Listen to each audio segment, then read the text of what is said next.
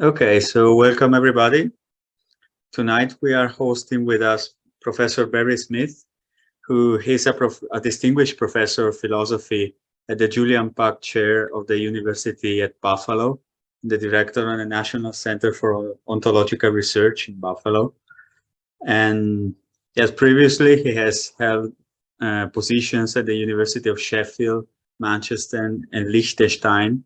And now he is also a visiting professor in Lugano, Switzerland, at the University of Italian Switzerland. He has been also the editor of the Monist Philosophy Journal and the main developer of the basic formal ontology framework. And tonight he will present his recently published book, co-authored with Jobs Landgrabe, Why Machines Will Never Rule the World. So please take the floor and thank you for being with us. Good. So here is the book. Currently, Routledge is selling it at a discount, even without a code. But if you need a discount code in the future, then that's what it would be. And I'm going to give you a little bit of background in my own work. So in the beginning, I worked primarily on the history of philosophy, particularly Austrian and German philosophy, and particularly in the Brentano tradition, which includes Husserl, for instance. This book is primarily about what you might think of as the ontology of psychology. So intentionality, the ontology of Gestalt psychology, for instance, and then also the ontology of the psychology of reasoning. These were all topics which were heavily addressed by the Brentano students and followers. And the key to all of this was the idea of a formal ontology. And the phrase is used for the first time in print by Husserl. And Husserl used formal ontology in contrast to formal logic. So formal ontology deals with things and relations between things, particularly part-whole relations, which Husserl formalizes. He creates a formal ontology, which is also formal in the sense that it uses axioms. And this formal ontology idea, based on Husserl and based upon some other students of Husserl, led to something called basic formal ontology, which is a very simple set of ontological categories combined with simple axioms, which has been built in such a way that it can be used by computers to support creating interoperable bodies of data. And it's been very successful, particularly in the biology and biomedicine fields. And it's now successful also in various industrial fields. And this led to the creation of a new ISO standard, BFO, which you can obtain by paying 88 Swiss francs, or you can go to this blue box. And if you answer the questions, you can get it free. Now, just last week, actually, although the standard came out a year ago, the Frankfurter Allgemeine Zeitung had an article about BFO, which says that this is an event of minor scientific historical sensation because for the first time, philosophy has been declared an industry standard. And I'll say a little bit about Johannes, this is a spelling mistake, it should be Jobs Landgrabe. So first of all, he too is connected to Husserl in that he's the grandson of Husserl's last assistant. And he studied at the knee of Ludwig Landgrabe as a high school boy, studying Aristotle originally. He then considered studying philosophy in the university, but found it too easy. And so he studied instead medicine and mathematics and biochemistry. And then he had positions in various research institutes, for instance, the Max Planck Institute listed here. And then he became the head of AI for Allianz, which is the world's fourth largest insurance company. And that his software that he created during that period, I understand, is still used by Allianz. And then finally, he founded an AI company. which now provides primarily consulting in what he sees as applied mathematics in the AI industry. And really, that's the basis of our book. Advances in physics rested on advances in mathematics, and physicists had a good feeling for what mathematics will enable. And AI is also a part of applied mathematics. The problem is that people who work in AI or who write about AI often don't have a good feel for the applied mathematics which underlies the possibility of AI. And as I say, that's what the book is about. Now, Elon Musk is a great man, of course, but he is one of those people who do not understand the mathematical limits on AI. And so he expounds the idea that there will be a singularity, that computers will become more and more intelligent until they take over the world. This idea is expressed in great detail in this book by Nick Bostrom called Superintelligence. And Bostrom has a recommendation, not just for philosophers, but for pure mathematicians. These are, as it were, the highest thinkers that human beings have.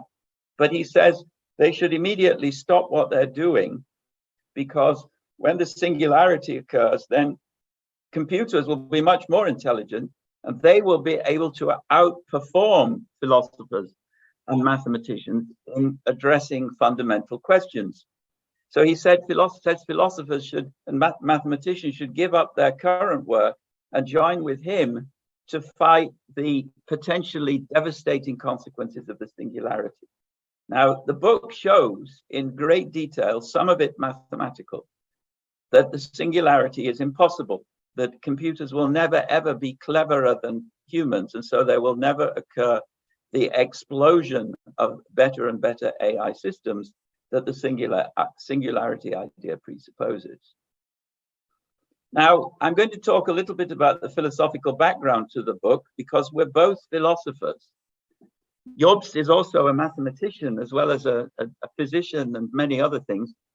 I'm a philosopher. I know a lot about ontology, but otherwise what I know is philosophical.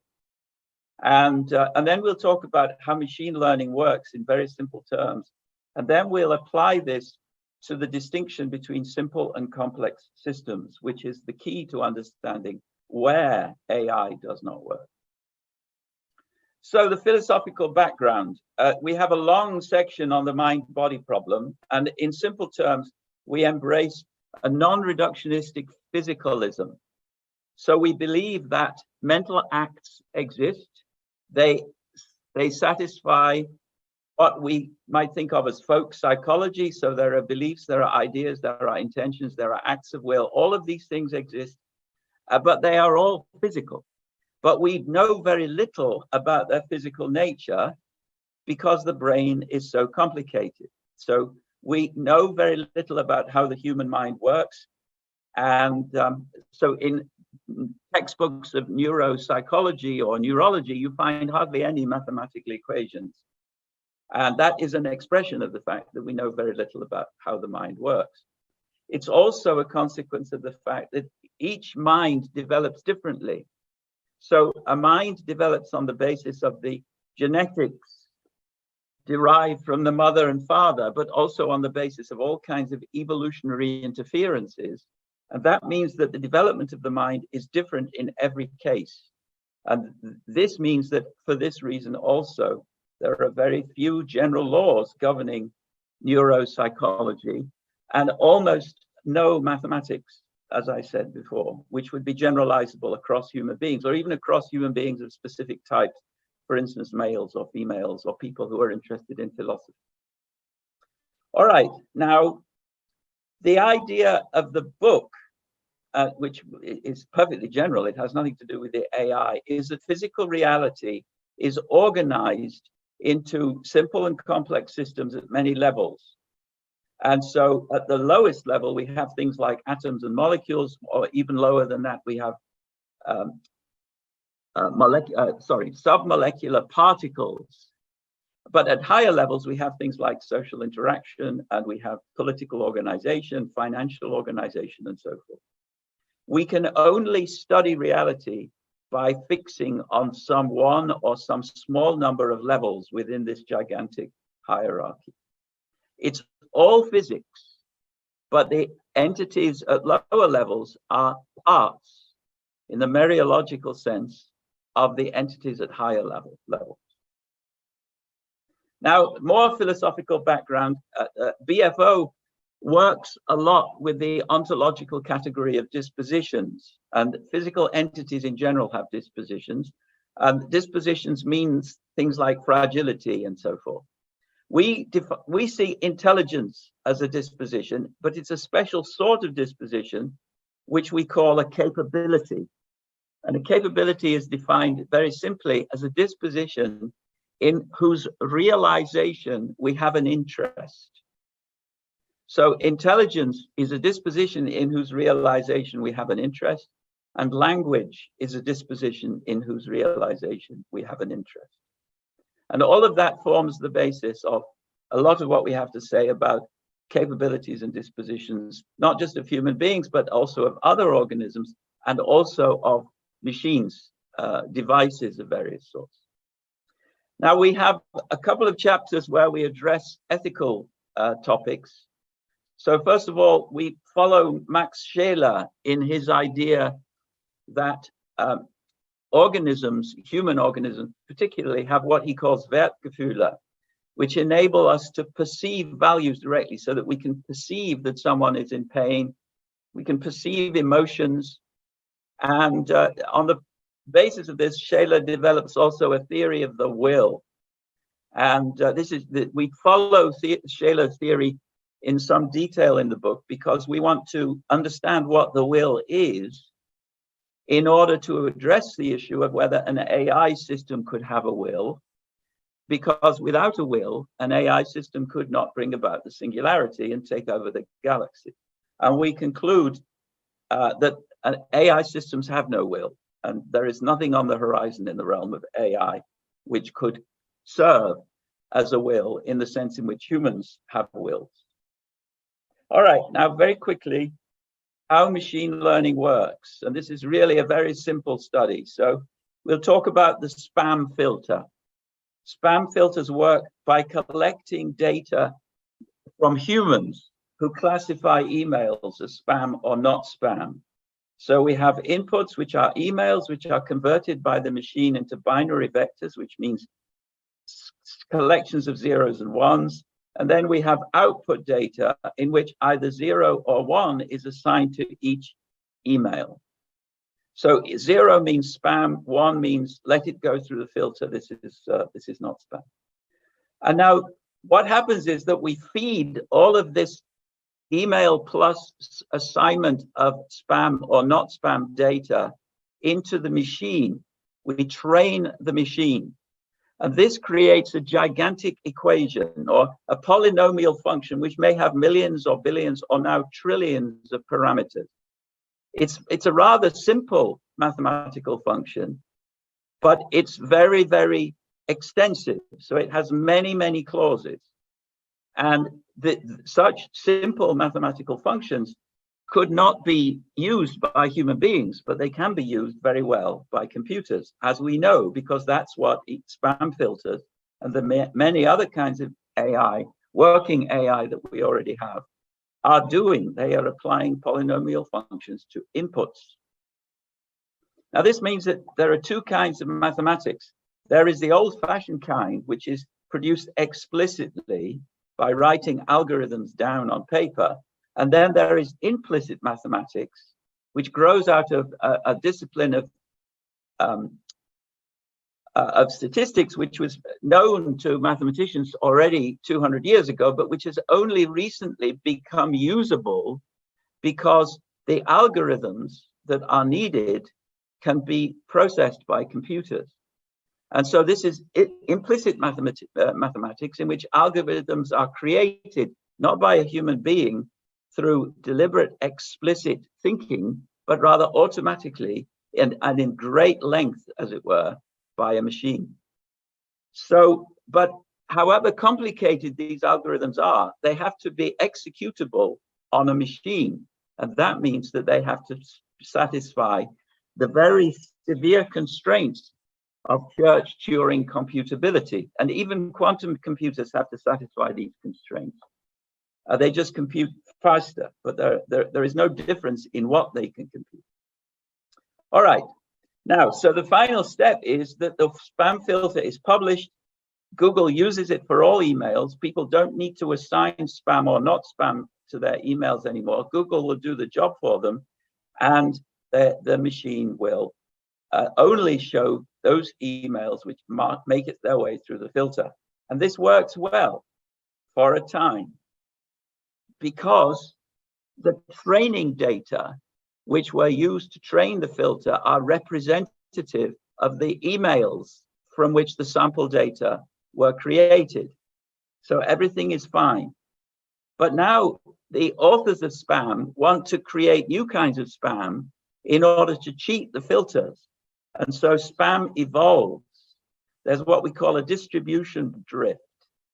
And this distribution drift will occur very quickly if the spam detection algorithm is really good, because the authors of spam will work very hard to catch up with the spam filters.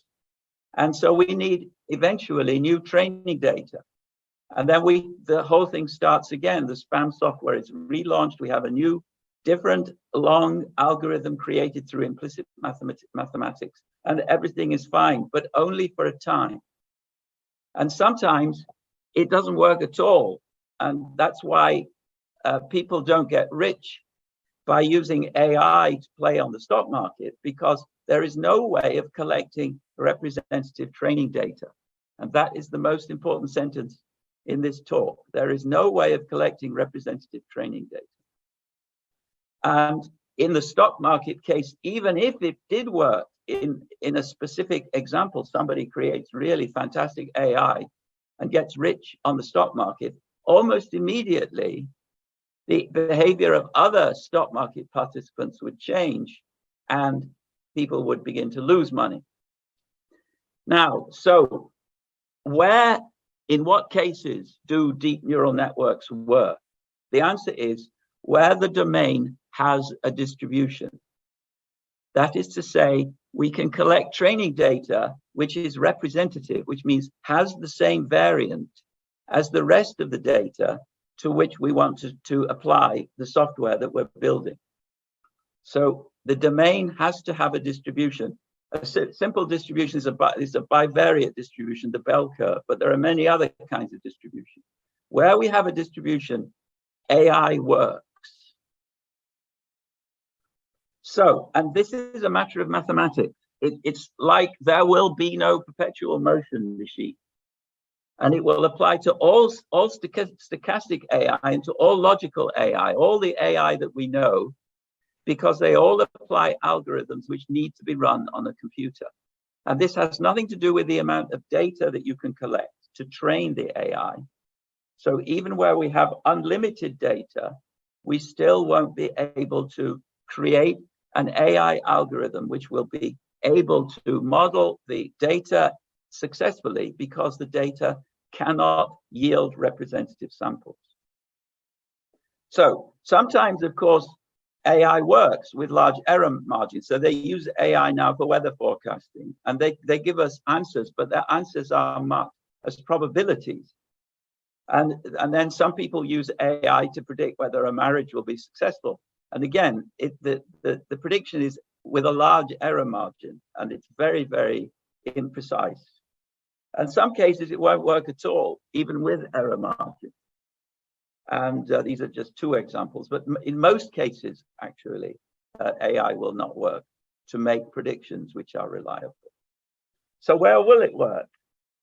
It will work for what we call simple systems. And I'm going to explain what a simple system is in a minute. But examples of simple systems would be the solar system or a game like Go or chess. And so AI works to a very large degree.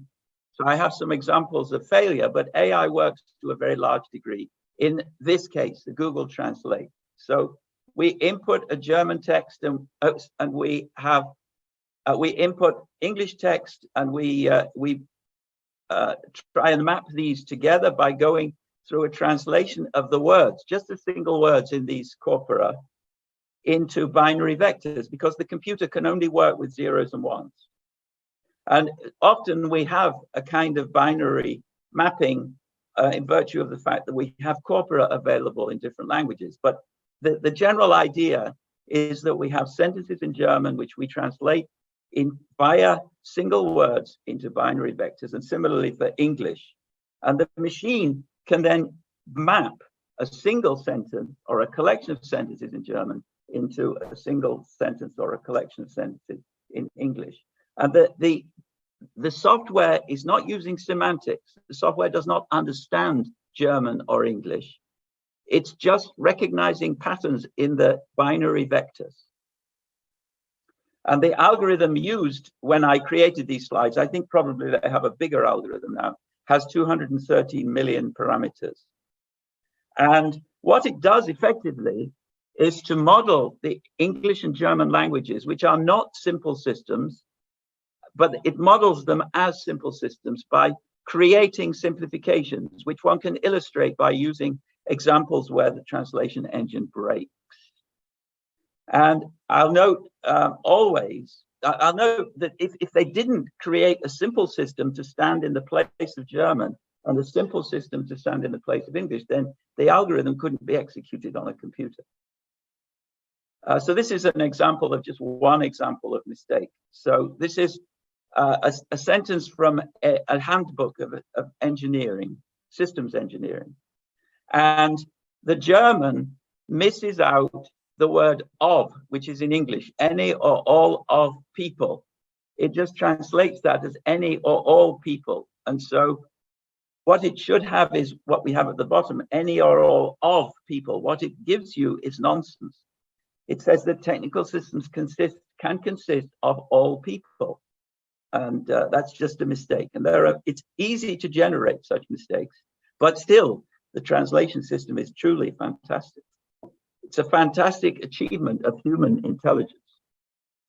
And I'll note in passing that this algorithm, because it has 213 million parameters, will never be explainable. So the search for explainable AI is misleading at best.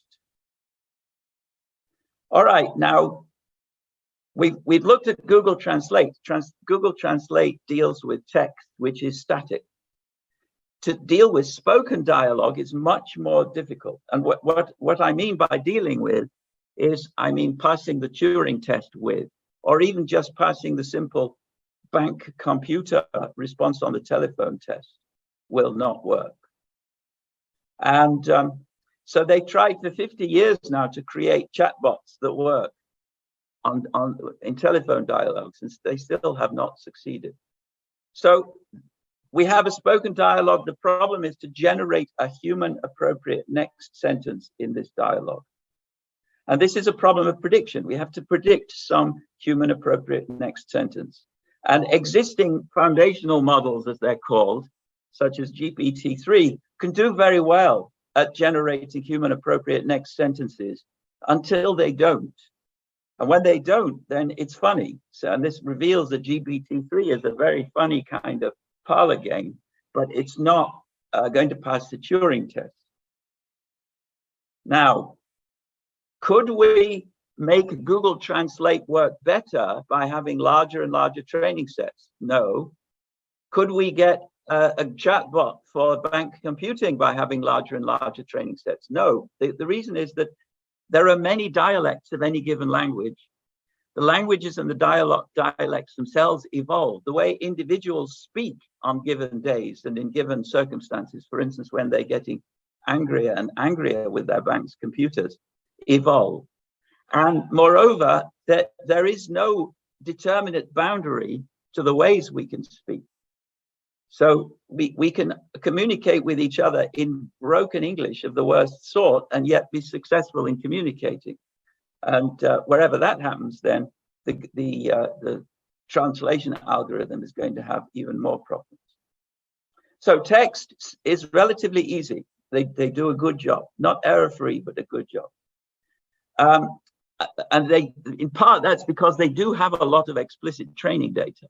but mainly because they can build a simple model which gets close to being English and to being German for the purposes of text translation. But spoken conversation is very, very hard. It's dynamic. Half of the data you would need is implicit. It's in the minds of the speakers, and so it's unavailable. There are many extra dimensions of variance, and we have a long chapter showing all the different dimensions of variance in human conversation. And that we have almost no training data because people very rarely take videos of conversations analogous to writing books or writing emails or all the other ways in which text is recorded for use in training data. And to train chatbots, very often they use synthetic data, which is data generated by the computer, which is useless. But even however much data we have, there will be no distribution. And this is why we have such bad experiences on the phone. Now, very quickly, let me go through systems. So systems are collections of elements which interact, and the elements are physical objects. And a simple system will be the solar system. Another system would be the atom and its nucleus plus its electrons. To do physics or to do any science, we have to choose systems.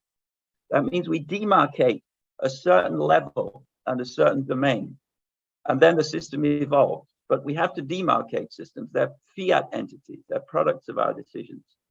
So we could view the Zurich subway system as a collection of trains and tracks, or as a collection of all of these things. And notice that each of these elements has its own set of capabilities, and each of them can break or change in one way or another.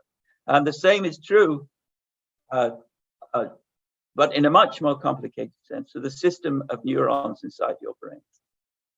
So simple systems are the solar system, simple physical systems, and devices such as your computer.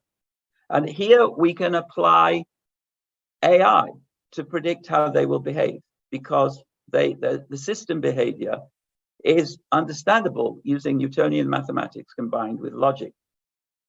Complex systems are whether the behavior of your body or the New York Stock Exchange or the Chernobyl nuclear power plant control system. And the theory that we're using here is derived from the mathematics of complex systems that is nicely set out in this book, which we cite a lot.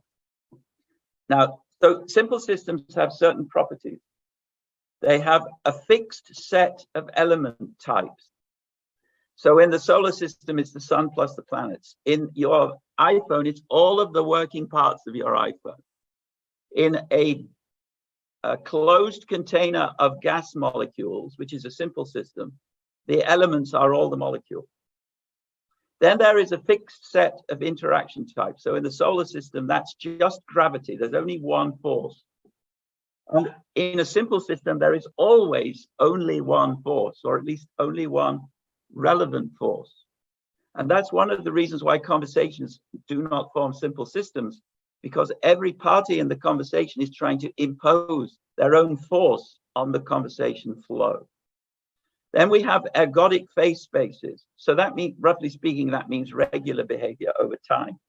We know how the molecules of gas are interacting with each other in a closed container because they're doing it in the same way everywhere in the container. The phase space of interaction is ergodic. The simple system is in or is constantly converging towards equilibrium. So the solar system is already in equilibrium. The simple system has no evolutionary properties. It's always the same elements. It's always the same interactions. And it has a fixed boundary, so it's context independent. Now, the complex systems have none of these properties. So they involve the creation of new element types, for instance, when new words are introduced into a language or through dialects. New interaction types, for instance, when a baby is born and the mother has to take care of the baby. Force overlay, where several people are trying to impose their force on the flow of a conversation. Non-ergodic phase spaces, so the behaviors at one time are different from the behaviors at another time in unpredictable ways. No equilibrium state, no tendency towards an equilibrium state. New element types are evolving all the time and no fixed boundary conditions. So the Zurich subway system, I imagine new stations will open, new tracks will be laid, new ticket schemes will be introduced, and so on. And even from one day to the next, there may be changes because there is a bomb, and so passengers stop using the system from one day to the next, or use it less, and so on and so on. So complex systems continuously evolve, but not towards any equilibrium state.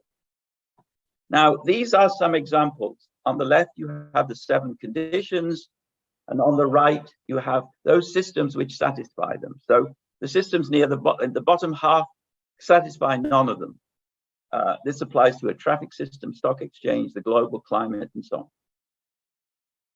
Now, we have some models of the behavior of organisms. Organisms are clearly not simple systems, but we can predict along certain narrow dimensions, primarily having to do with cycles, for instance, of sleeping and waking, or of hunger and eating, or perspiration, I should say, followed upon eating. But otherwise, we can't predict. You don't know what I'm going to do next with my hands. Even though that's a rather simple feature, and my hands are constantly moving when I'm speaking. That's because I'm doing it, so my movements differ, and now I'm making movements which are really different to convince you of the impossibility of predicting the movement of my hand. I'm assuming you can see my hands moving. I have no idea. All right, so we can never achieve a synoptic model of a complex system. And what that means is we can never have a model that we could use to engineer the system or to emulate its behavior. We can never have a synoptic model of the world's climate, for instance. We can never have a synoptic model of the behavior of a human being or of a collection of human beings. So there are many kinds of AI which are possible, and but they're all narrow AI. They're not general AI, because narrow AI means AI in relation to one particular family of simple systems. And so we can have self-driving cars where we have a simple system, for instance, Disneyland, which has a controlled traffic environment, but we can't have, yet anyway, have a self-driving car which can work in a major city.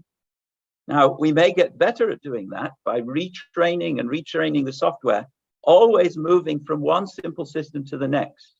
But we will never have a system which can emulate the behavior of a human driver. What we can have is gradually more and more satisfactory, simple models of traffic conditions, which are at the same time extensive in the sense that they cover many traffic conditions, but they will never achieve the level that would which would constitute the emulation of a human driver. And that's the end. Thank you for the interesting and quite provoking talk. I have background in natural language processing, and I'm kind of aware of those problems. Though many people would say, well, you know, the problems with translations are not much worse than the problems humans might do when translating. So they would rather compare AI to human abilities rather than to perfect translation. And humans also make mistakes. What would you answer to such people? Yeah, that's a good question. So first of all, I would say that one can generate systematically translation errors in Google Translate, and that is not true for human beings. We may be able to trick human beings with difficult sentences, and there are human beings who just couldn't understand difficult sentences. But if we're talking about an average good translator, we can't trick them by some trick with anaphoric pronouns or something. And it's interesting that the example to trick Google Translate created by Hofstetter years and years ago about French towels sharing. He shares my towels and he shares my towel. That example, if you enter it into Google Translate today, generates a worse translation than it did 10 years ago or however long it was. So there is something afoot in Google Translate, which is a mark of its being a machine-generated engine rather than a human being. But I agree, you have raised a difficult point, which we need to do more work in addressing. But remember, the aim of the book was to show that, that there won't be machines which are cleverer than humans. So we think that they get nowhere near the intelligence of humans, but they may get near the capacities of humans in doing narrowly tailored work, for instance, in text translation. Thank you. Anna is next. Yes, thank you so much for this really interesting talk, which I really enjoyed. I guess I have a sort of clarification question, or maybe two. So the first picks up on a thing that you said right at the beginning. You said that computers, like they don't have will, and they will never have something that we call a will like human beings have. So I was wondering, is the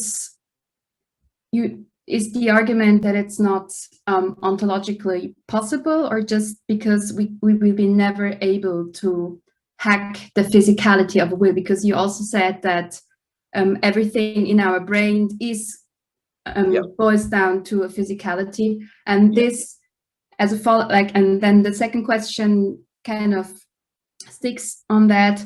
Also, because when we have the distribution, you said there is no distribution. Is it just that we can never, it's never accessible or displayable, or is it really that there is none such thing? Yeah. So I'll do the second question first, because that's the easier question. So there is no distribution, and there never will be. Nobody could have predicted the mistake I just made in speaking. And all of language utterances are full of such deviations. And the deviations don't go in any one direction. They change from person to person, from time to time, from language to language. So there is no distribution. However, you can create a model which shaves off all of those deviations in one way or another. And that's what Google Translate does. And then you do have a distribution, because you built the model to be a simple model, a very, very big model, but still simple in the technical sense that I tried to defend. Now, with regard to the first question, we go into some detail about the limits of brain imaging, and some of the more silly passages in Nick Bostrom's book about the singularity turn on a lack of understanding of how neurobiology works and neuroexperimentation works. And Jobbs knows all about those kinds of issues. He has a career behind him as a lab scientist, amongst other things. And we show that for a number of reasons, you can't hack the brain. And David Chalmers has put forward two ideas which maybe would solve that problem. You can't do it by imaging for all kinds of reasons. This is going on at such tiny granularities that we will never have imaging that can cope, as well as being such that we can't use the imaging devices without killing the subject, and then the subject isn't thinking anymore or willing, so we can't image the will. So I'll just take one of them, the evolutionary idea. So David Chalmers says, well, maybe we can hack the brain by running the evolution of human beings in a computer. So we know that evolution created a human brain. So let's run evolution in a computer, and then after 6 million generations, which may take 4 weeks, because you're going very quickly, we would end up with a human brain, and then we would have emulated a human brain inside the computer. And our answer to that is that the problem of evolution is actually way, way more complicated than the problem of intelligence. And we have very little idea about evolution, and nearly all of the data that we would need is gone. It's completely inaccessible, and so that particular argument doesn't work. And you can read the relevant chapter in the book to see how we deal with that in general, both on the technical side and on the David Chalmers side. Not sure what word I would use for the David Chalmers side, but he's very confident in his simple arguments for the possibility of things which are very, very complicated.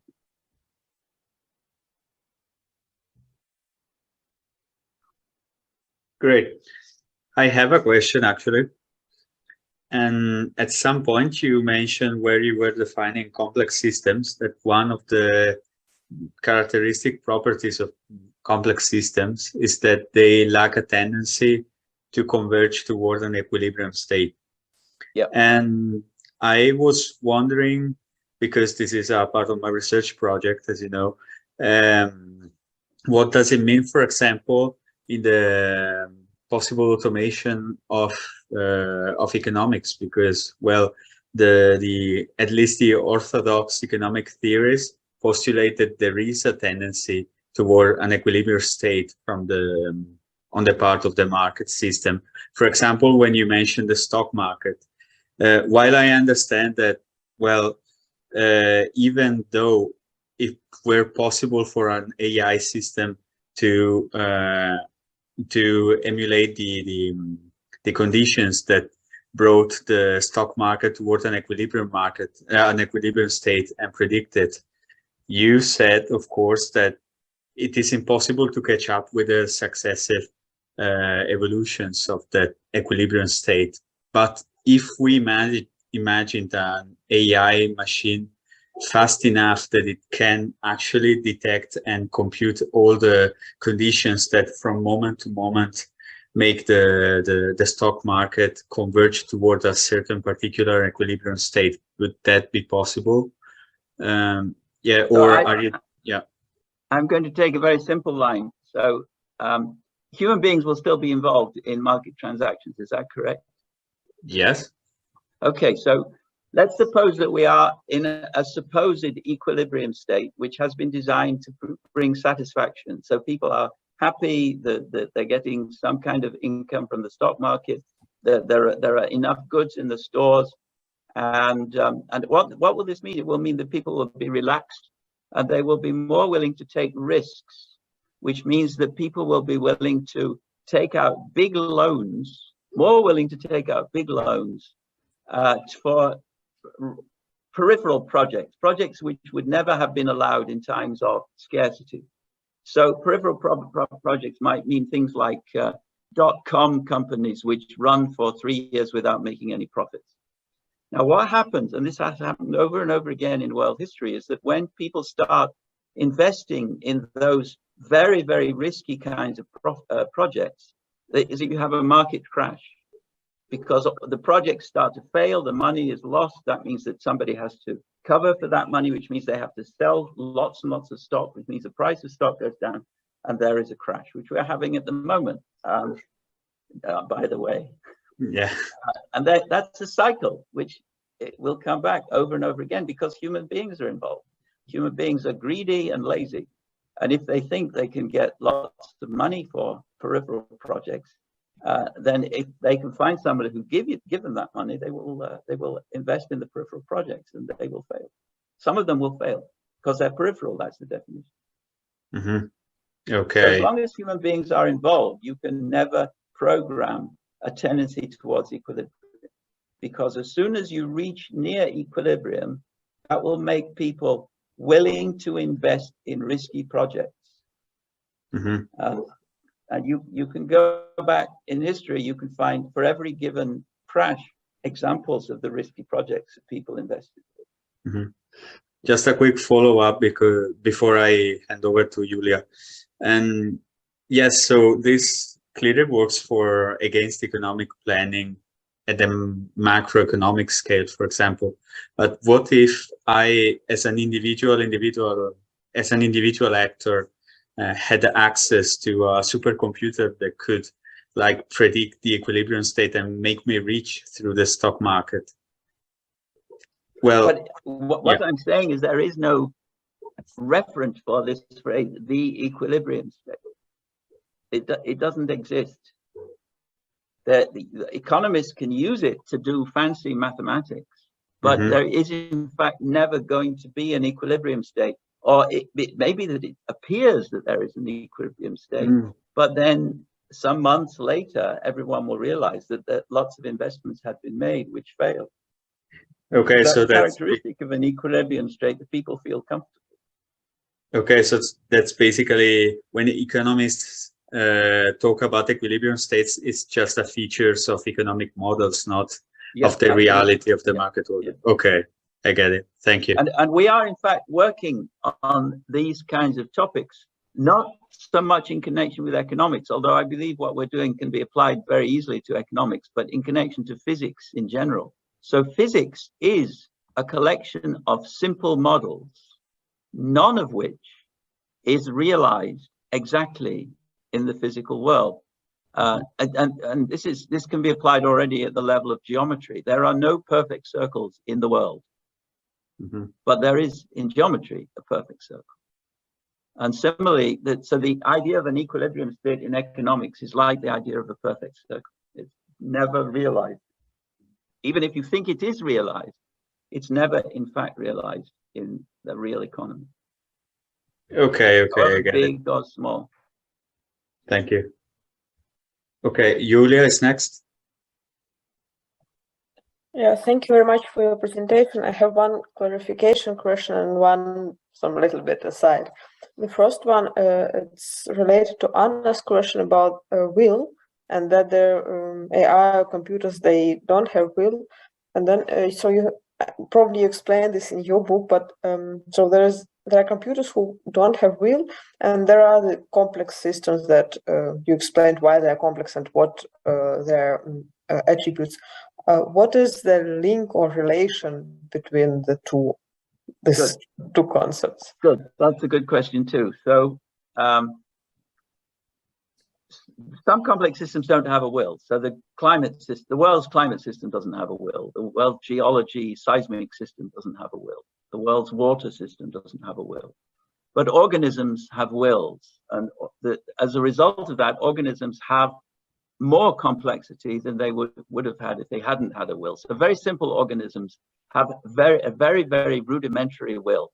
So a bacteria wants salt in the very rudimentary sense that the flippers, which push it in different directions through its medium, push slightly more in the direction of higher salt density than in other directions. So over time, the bacteria gets closer and closer to salt until it's exhausted the salt in one area, then it starts flipping to find another area. And that is the basis of the foraging model.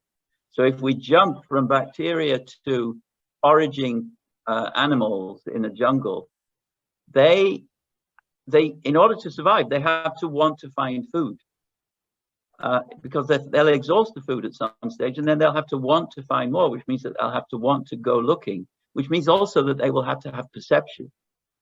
That's the origin of perception in our surely simplified model. The need to recognize food in alien contexts. And now you can see how that carries over to human beings, that we need to find food, but we need to find all kinds of other things. And that need to be realized presupposes a will to satisfy it. And now, you had another question? Are you satisfied with that answer? Yes, I'm satisfied. Thank you very much. And another question, it somehow refers to research I do. So, there are experiments or studies on when humans interact with AI, and AI has capabilities, or so AI can produce results or performance that is better than humans. And there are discussions on if so why humans, when they use this AI, they cannot outperform the AI, or if it's possible that they will produce performance that is higher than AI. How can you explain this from the perspective you take in the book? Good. So I would say that is what happens all the time. So first of all of the really impressive products of AI involve really impressive work on the part of very, very clever humans who are designing the AI and designing the way you choose a sample data and the parameters that are going to be used, and so forth. So the AlphaFold, which is the most impressive piece of AI on the market today, the protein folding AI, rests on a huge knowledge of mathematics going back hundreds of years. It rests on a huge knowledge of crystallography, of protein biology, of evolutionary biology, and so on and so on. And you couldn't have built that AI system without human input. But now humans use it, and all by itself, it's useless.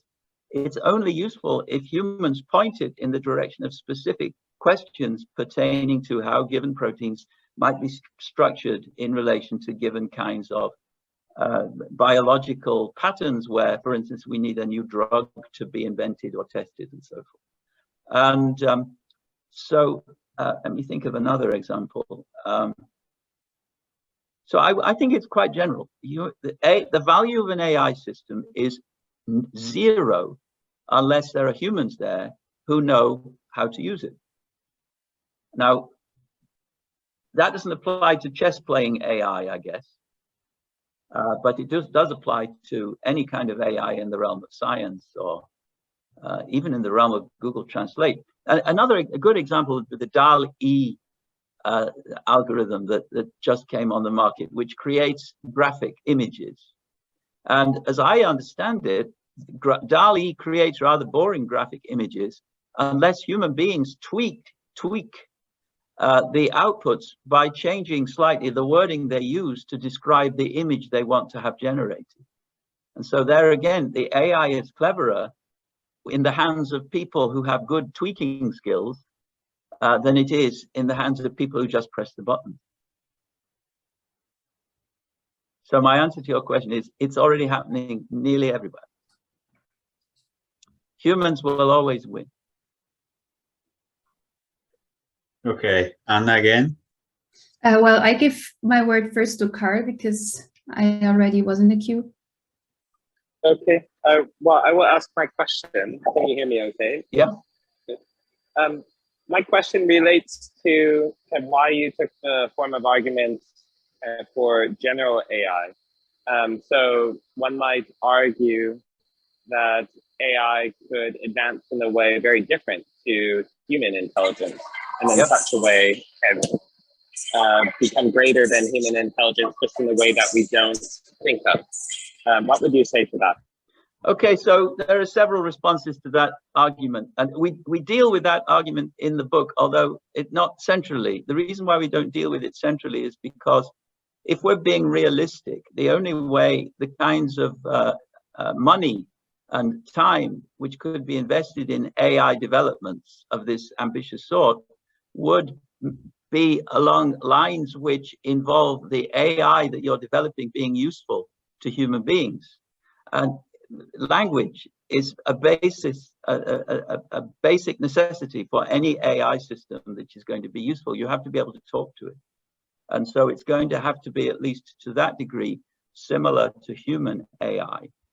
Now, could an AI be developed which was more intelligent than humans, but completely different from humans?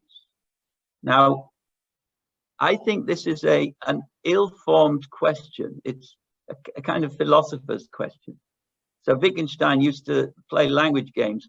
Could it not be that behind some distant mountain there is a tribe who assess the value of things by how tall they are, or by how big they can be piled up, not according to usefulness or any of the other ways in which we value things?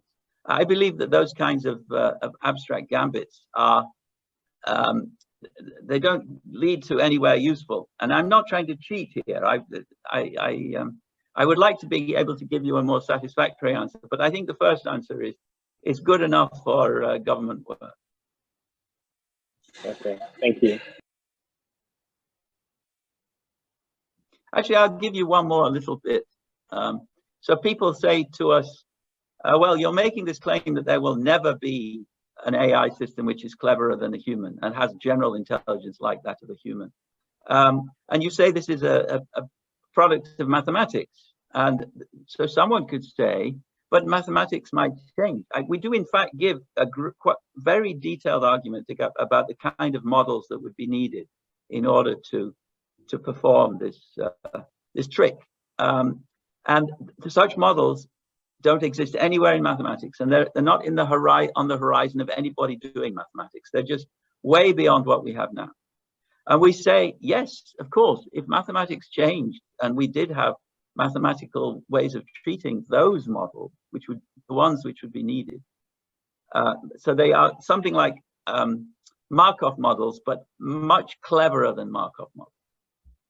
But that would involve such a huge change in mathematics that it would be equivalent to the revolution that Leibniz and Newton brought about when they invented the differential calculus. It would be so big that we just can't imagine it. We'd be wasting our time to imagine it. And then we draw an analogy with the argument that there can't be a perpetual motion machine. So all physicists say there cannot be a perpetual motion machine. But someone might say, well, but physics might change. They might invent new ways of doing physics, and then we would see that a perpetual motion machine is possible after all. And our answer to that is, yeah, but we're not holding our breath. So that seems impressive to me, that particular response, but it never impresses other people. So. Okay. I have a follow-up that I'll cede to Anna. Anna, you're next. Yeah, thank you. So actually, I was pretty fascinated by your response that you gave to Emanuele. So just the idea that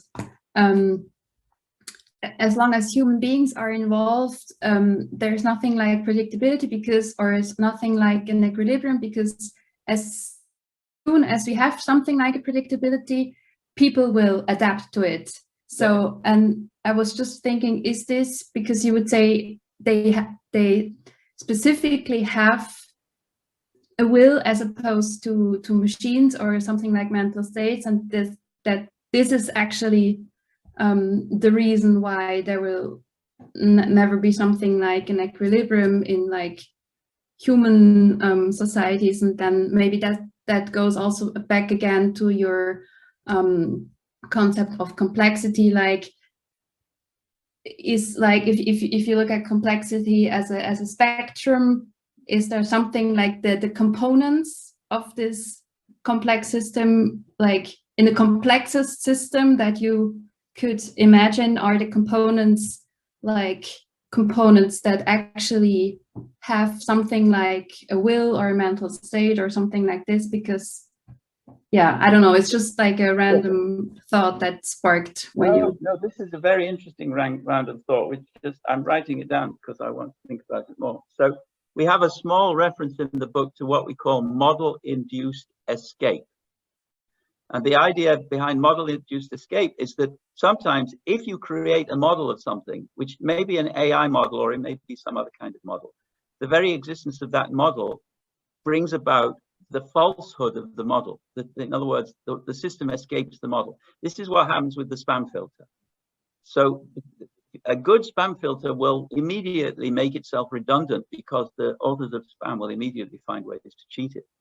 And a good economic policy, which brings about near equilibrium or apparent equilibrium, will immediately falsify itself after months or weeks or even years by people who exercise their will. And I could give you lots of other examples of model-induced escape. And now, if I think about it, there is no model-induced escape unless there is a will. I can't think of any examples of model-induced escape outside human beings just at the moment. I haven't thought through whether there can be model-induced escape with cats or crows. But now let's think about hybrid systems. So let's suppose we take the climate system, which includes human beings who are at the moment trying to change the climate. So we have the climate system, we have this model, namely that there is climate change. And if we are successful, if the model is correct, and we're successful in following it, then the model will be incorrect because there won't be the threat of climate change anymore. Now, I don't think that thought experiment is quite coherent because I don't think you can have a correct model of the world's climate. for the reasons which I just gave. But still, there could be an example of model-induced escape on the level of hybrid systems. And I guess the financial system is a hybrid system. Okay, Carl. Yes. So yeah, thank you for the comments on my question. I wanted to come back to the mathematical point. And something I thought of is that the fact that set theory, for example, has been a big advancement, you could argue, in mathematics in the past 150 years. You know, and as you mentioned, Leibniz and calculus was only, you know, 300-400 years from where we are now.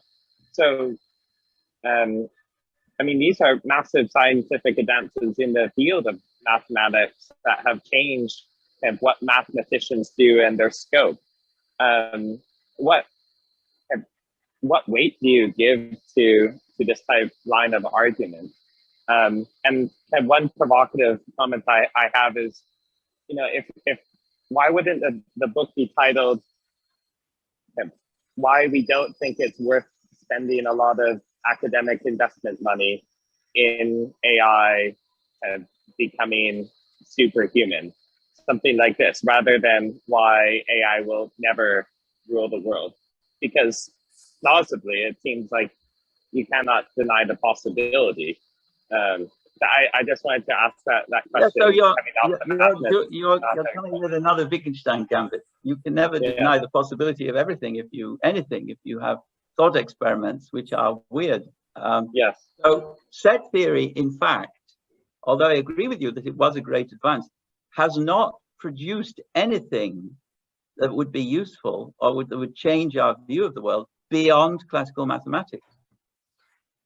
So it's not, it's an amazing achievement, but it's not a productive achievement. It's more like a cataloging achievement or a regulatory achievement. We can regulate mathematics now by translating practically everything into set theory, but that doesn't add anything to mathematics. It doesn't make doing mathematics easier.